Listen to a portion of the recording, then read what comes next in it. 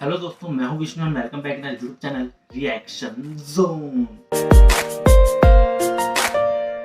और दोस्तों कैसे हो? तो दोस्तों जैसा कि पूरी दुनिया जानती है कि नेपाल और भारत के रिश्ते कैसे हैं, और इसी रिश्ते को और गहरा बनाने के लिए यहाँ पे नेपाल ने कदम उठाया है। भारत को एक बहुत ही मतलब क्या बोलेंगे, बहुत ही अनमोल तोहफा यहाँ पे दिया है, गिफ्ट किया है नेपाल ने, वो भी एक पत्थर। क्या है ये पत्थर, कैसा है ये पत्थर, और ये पत्थर क्या रोल निभाता है भारतीय संस्कृति को लेकर के, अयोध्या मंदिर से, श्री राम जी से क्या कनेक्शन है इस पत्थर का, आज मैं आपको बताता हूँ इस वीडियो में। तो चलिए मैं इस वीडियो को देखता हूँ और सुनते हैं क्या है इस वीडियो में पूरी कहानी, क्या है इस चीज़ की हिस्ट्री, और आगे फ्यूचर में इसका क्या होने वाला है। पूरी जानकारी देखेंगे इस वीडियो में। फिर वीडियो के एंड में थोड़ा सा डिस्कशन करेंगे, जिससे कि हमें पता चल सके कि क्या ये वीडियो सच है, क्या इसके अंदर कही गई सारी की सारी बातें सच है, या फिर कुछ इसके अंदर मिर्च मसाला भी डाला गया है अपनी वीडियो को और ज़्यादा फेमस करने के लिए। चलिए देखते हैं वीडियो को। वीडियो देखने के बाद ही हमें सब कुछ पता चलेगा, रियलिटी का आभास होगा। जैसे कि टाइटल में दिया गया है, टाइटल छोड़िए, पहले तो आप थंबनेल देखिए। थंबनेल में लिखा गया कि अयोध्या राम मंदिर, why Nepal gifted Shaligram stones to India. क्या है मान्यता? चलिए देखते हैं इस वीडियो को और उसके बाद डिस्कशन करेंगे।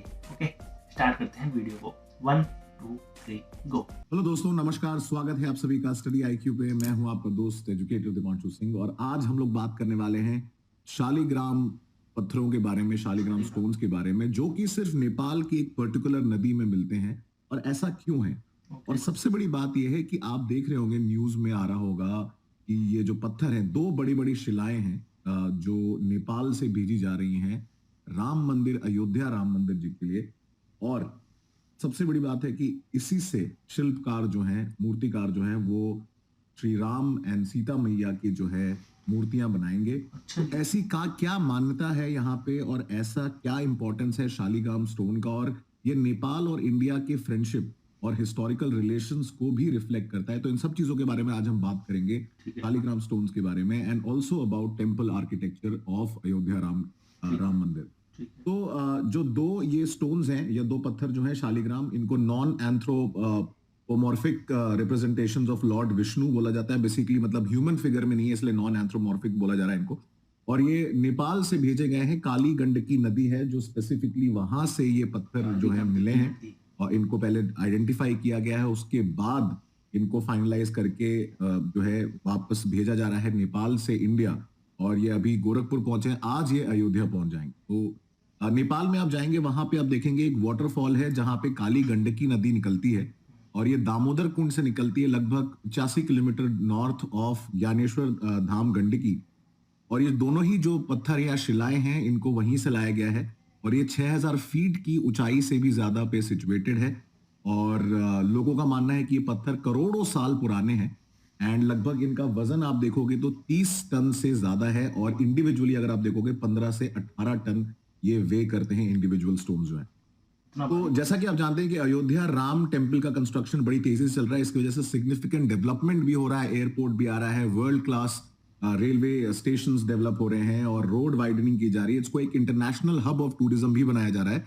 तो उसी श्रृंखला में आप देखेंगे ये शालिग्राम स्टोन्स जो हैं, जो जिनको माना जा रहा है लगभग ये 60 से 70 मिलियन साल पुराने हैं, ये अयोध्या जाएंगे, जहां पे इनको कार्व करके जो बड़े एक्सपर्ट शिल्पकार रखे गए हैं, मूर्तिकार रखे गए हैं, वो इनसे श्री राम एंड सीता मैया की जो है शिल्प को बनाएंगे, स्टैचूज को बनाएंगे।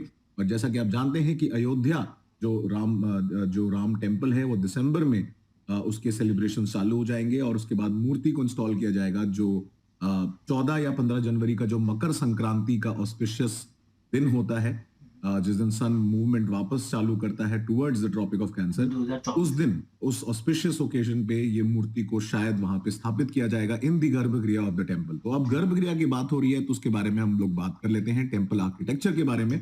नगारा आर्किटेक्चर या नगारा आर्किटेक्चर जो है आपका, ये northern Indian style of architecture होता है टेम्पल का।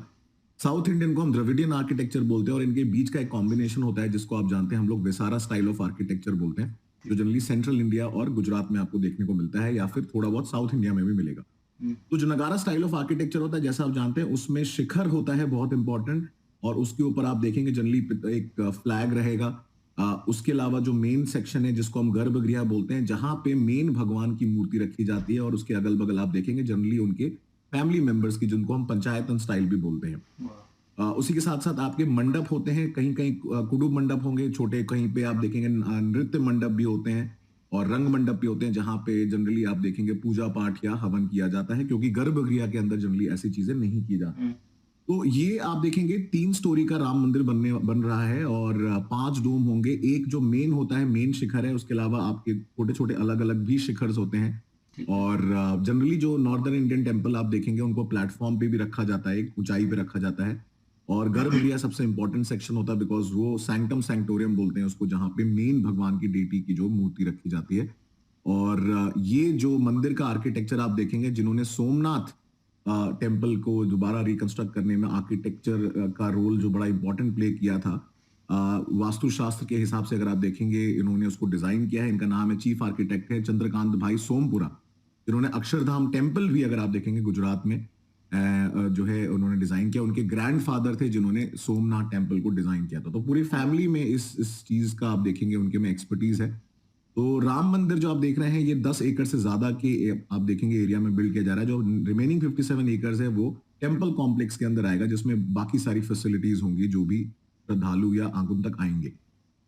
तो 16 फीट से ज्यादा की तो यहाँ पे आप देखेंगे जो सीढ़ियां सिचुएटेड हैं और ये बहुत ही भव्य मंदिर बनने वाला। तो उसी में ये जो शिल्पग्राम स्टोन्स हैं, उसमें से मूर्तियां इसके लिए बनाई जाएंगी। तो ये जो शालीग्राम स्टोन्स है, बेसिकली जो शालीग्राम ये वर्ड आया है, अगर आप देखेंगे एक्चुअली में होते क्या है, ये आपको देखेंगे काली गंडकी नदी जो है, जो मस्तांग डिस्ट्रिक्ट से निकलती है नेपाल के, वहां पे ये सिर्फ पाए जाते हैं। और इनका माना जाता है ये लॉर्ड विष्णु को रिप्रेजेंट करते हैं, लॉर्ड विष्णु के नॉन ह्यूमन फॉर्म को रिप्रेजेंट करते हैं। और लॉर्ड राम क्योंकि जो है वो इनकारनेशन माने जाते हैं, रूप माने जाते हैं लॉर्ड विष्णु के लिए, इसलिए उससे मान्यता है, इनकी पूजा की जाती है। It is believe that if you worship जो है Shaligram stones, it brings good luck, wealth and also ward of evil spirits. तो नेपाली कांग्रेस लीडर है, फॉर्मर डिप्टी प्राइम मिनिस्टर है बिमलेंद्र निधि, जो जनकपुर से बिलोंग करते हैं, जो कि सीता मैया का घर माना जाता है। तो उन्होंने कोऑर्डिनेट किया है जानकी टेम्पल से आइडेंटिफाई करने के लिए, और वही कोऑर्डिनेट कर रहे हैं राम मंदिर अयोध्या के जो ट्रस्ट हैं उनके साथ, कि जो परफेक्ट स्टोन्स है उनको आइडेंटिफाई करके फाइनली अब डिसाइड करके भेजा जा रहा है अयोध्या के लिए। तो बात करते हैं लॉर्ड विष्णु एंड तुलसी मैया का क्या रिलेशन है इस शालीग्राम स्टोन से। तो ऐसा माना जाता है कि लॉर्ड विष्णु ने शालीग्राम स्टोन का रूप लिया था जब उन्होंने जो हवग्रीव एक डीमन राक्षस माना जाता है उसको हराया था। बट ऐसी भी मान्यता है कि ये श्राप दिया गया था तुलसी माता का, क्योंकि उनको वृंदा भी बोला जाता है, क्योंकि उनके पति थे ये जो हयग्रीव थे, और इस वजह से उन्होंने श्राप दिया था। तो उन्होंने श्राप की वजह से ये जो विष्णु जी हैं उनको बोला कि आप इस पत्थर फॉर्म में रहेंगे। तो विष्णु जी ने भी वृंदा जो है या तुलसी जी को एक वरदान दिया कि आपको काली गंडकी नदी के नाम से जाना जाएगा, और उसी नदी में ये विष्णु जी का रूप पाया जाता है। और इसीलिए आप देखेंगे तुलसी जी की जब पूजा होती है तो उसके साथ कालीग्राम स्टोन्स को रखा जाता है। तो वो बहुत इंपॉर्टेंट मान्यता है उसकी। और ये हिंदू रिचुअल्स के साथ साथ गुड लक, प्रॉस्पेरिटी और ब्लेसिंग्स लाने के लिए बहुत ही महत्वपूर्ण माना जाता है, नेगेटिव एनर्जी को दूर करता है। साथ साथ अगर आप देखेंगे पुराने समय से ये मान्यता और प्रथा चली आ रही है कि जब भी मंदिर बनाए जाते हैं तो उसमें स्पेशल प्रॉपर्टी वाले स्टोन्स यूज किए जाते हैं, उसी में एक शालीग्राम की बहुत ही महत्वपूर्ण है।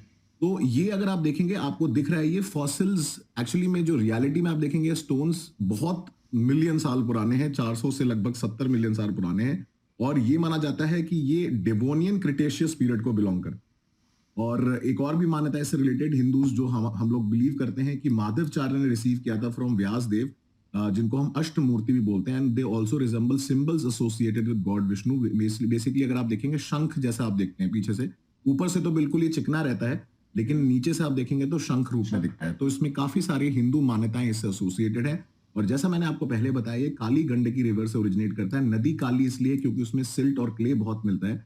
और काली की गंडकी नदी अगर आप देखेंगे वो ये है, जो आप देखेंगे ऊपर से आती है तिब्बतन प्लेटो के पास से, धौलागिरी माउंटेन के बीच से, और नारायणी नदी भी इसको बोला जाता है आपके नेपाल में। फिर जाके ये गंडक नदी बन जाती है इंडिया में आते, और जाके पटना के पास गंगा नदी में जाके मिल जाती है। तो बहुत ही इंपॉर्टेंट नदी है। और अयोध्या ज्यादा दूर सिचुएटेड नहीं है, घाघरा नदी के बैंक्स पे, सरयू नदी के बैंक पे सिचुएटेड है। तो ये इंपॉर्टेंट भी है from the point of view of mapping.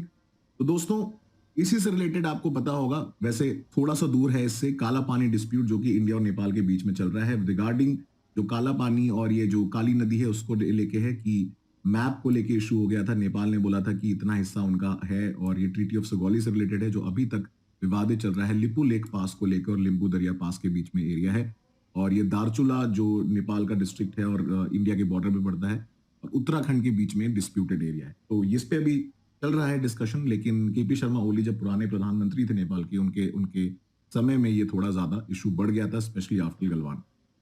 तो दोस्तों जैसा कि हम लोगों ने पूरा वीडियो देखा, ये जिसके अंदर शालिग्राम स्टोन के बारे में बताया गया कि वो क्या होता है, काली गंडकी नदी कहाँ है, कहाँ से निकलती है, फिर इंडिया में जो उसका नदी का नाम है गंडक नदी है, वो नारायणी नदी से होकर के आती है। मतलब सब पूरा एक ही है, काली गंडकी नदी, नारायणी नदी और गंडक नदी, ये तीनों नदियाँ सेम ही है, बस इनका जो जगह है, लोकेशन जो है वो अलग अलग हो गई, जिस वजह से इनके अलग अलग नाम पड़ गए हैं। और लास्ट में इन्होंने, जिनका ये चैनल है स्टडी आईक्यू वालों ने, लास्ट में इन्होंने इस मुद्दे पर भी नज़र डाली है जो कि नेपाल और इंडिया में करीबन 3-4 साल से ये दिक्कत चल रही है कि काला पानी लिपू लेक, मतलब अभी के 3-4 साल में इसलिए बोल रहा हूँ, है तो काफ़ी पुराना मुद्दा ये, 3-4 साल में इसलिए बोल रहा हूँ क्योंकि अभी जो इनके प्राइम मिनिस्टर थे अभी 2019 में इसका कुछ ज़्यादा ही बड़ा बवाल हो गया था जब मैप रिलीज़ हुआ था, इंडिया का नया मैप रिलीज हुआ था, फिर नेपाल ने अपना एक मैप रिलीज किया जिसको लिपू लेक को लेकर के कुछ ज़्यादा ही बवाल हो गया था। तो इस चीज़ को भी इसके अंदर हाईलाइट किया गया, लेकिन जो मेन बात है इस वीडियो के अंदर वो है शालिग्राम स्टोन, राम मंदिर, अयोध्या, इन सब चीज़ों को लेकर के जो इसके अंदर चीज़ें बताई गई। काफ़ी चीज़ें तो ऐसी थी, मतलब मुझे भी नहीं पता थी, अभी मुझे जानकारी मिली कि जो पत्थर है ये काफ़ी साल पुराने पत्थर हैं, इनका जो डिज़ाइन है वो शंख टाइप में होता है, और मतलब इसमें जो कि विष्णु भगवान ने अवतार लिया था, श्राप मिला था, तुलसी देवी के साथ उनका क्या बॉन्ड है इस चीज़ को लेकर के, जब भी तुलसी मैया की पूजा होती है तो वहाँ पे ये वाले स्टोन्स रखे जाते हैं। बहुत सारी चीज़ें इसके अंदर नई नई चीज़ें पता चली, लेकिन एक चीज़ तो है, इस चीज़ से लेकर के नेपाल और इंडिया के जो रिश्ते हैं वो बहुत ही ज़्यादा स्ट्रॉन्ग हो जाएंगे, क्योंकि ये जो स्टोन आ रहे हैं इन्हीं स्टोन से श्री राम और सीता मैया की मूर्तियाँ बनेंगी, और जो इन मूर्ति को बनाएगा वो कलाकार कोई, मतलब ऐसा नहीं कि मतलब किसी को भी बुला ले, ये वो कलाकार है जिनका पूरा खानदान ही शुरू से ही इस काम में है, जिन्होंने सोमनाथ मंदिर की रचना करी, इनके पिता ग्रैंडफादर ने, उन्होंने गुजरात में अक्षरधाम मंदिर को बनाया। अब वही जो है अयोध्या मंदिर में जो मूर्तियाँ लगेंगी श्री राम और सीता मैया की, उनकी रचना करेंगे। तो देख के सुन के बहुत ही ज़्यादा अच्छा लग रहा है, बहुत ही खुशी महसूस हो रही है मुझे इन सब चीज़ों को जान करके कि नेपाल और इंडिया फिर से एकजुट होकर के, मिल करके चीज़ों को आगे बढ़ा रहे हैं, अपने जो रिलीजन है उसको आगे बढ़ा रहे हैं। बाकी आप लोगों को क्या लगता है इस टॉपिक के बारे में, शालिग्राम स्टोन के बारे में? अगर आपको और भी कोई जानकारी है और भी कोई रहस्य है, क्योंकि हिंदू मैथोलॉजी ऐसी है जिसकी काफ़ी सारे रहस्य हैं, बहुत सारे रहस्य, बहुत सारी अनसुनी कहानियाँ हैं जो मतलब कई लोगों को पता होती है, कुछ को नहीं पता होती है, सबको अलग अलग कहानियाँ पता होती हैं। कुछ ऐसी अगर स्टोरी है, कुछ ऐसा अगर आपको वीडियो है यूट्यूब पे, तो उसका लिंक मुझे कमेंट सेक्शन में दीजिए या फिर इंस्टा और फेसबुक पे मुझे मैसेज कीजिए, मैं उसके ऊपर भी अपना रिएक्शन बनाऊंगा और आप लोगों के साथ शेयर करूँगा। तो चलिए दोस्तों, मिलते हैं फिर अगली वीडियो में इस तरह की धमाकेदार परफॉर्मेंस। तब तक के लिए बाय बाय।